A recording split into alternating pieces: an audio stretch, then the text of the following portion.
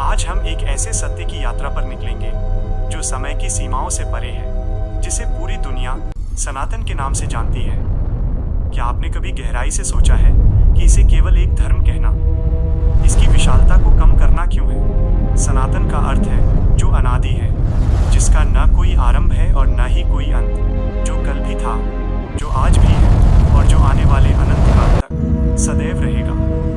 दुनिया के हर मत, हर पंथ का कोई न कोई संस्थापक रहा है, किसी न किसी महापुरुष ने उसे जन्म दिया है, लेकिन सनातन का कोई एक संस्थापक नहीं है। यह किसी व्यक्ति के विचारों की उपज नहीं, बल्कि ब्रह्मांड के उन अटल नियमों का संग्रह है जिन्हें हमारे ऋषियों ने गहरे ध्यान में अनुभव किया।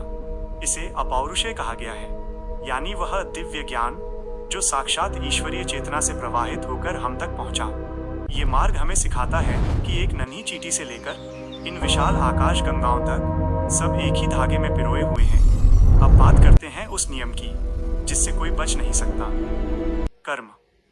विज्ञान कहता है हर क्रिया की एक प्रतिक्रिया होती है। सनातन कहता है जैसा बीज बोओगे वैसा ही फल पाओगे। ये कोई डराने वाली बात नहीं है, बल्कि ये हमें अपनी जिम्मेदारी का एहसास दिलाता है। और इसी कर्म से जुड़ा है पुनर्जन्म का रहस्य। जैसे हम पुराने वस्त्रों को त्याग कर नए वस्त्र धारण करते हैं, ठीक वैसे ही आत्मा एक पुराने शरीर को छोड़कर एक नई यात्रा पर निकल पड़ती है। अक्सर लोग आधुनिक विज्ञान और प्राचीन ज्ञान को अलग समझते हैं, लेकिन क्या आप जानते हैं कि हजारों साल पहले हमारे वेदों में ग्रहों की दूरी और सूर्य की गति का सटीक वर्णन था? अंत में सनातन का सबसे बड़ा सच क्या है? वो सच है मानवता, वसुधैव कुटुंबकम, यानी ये पूरी धरती ही एक परिवार है।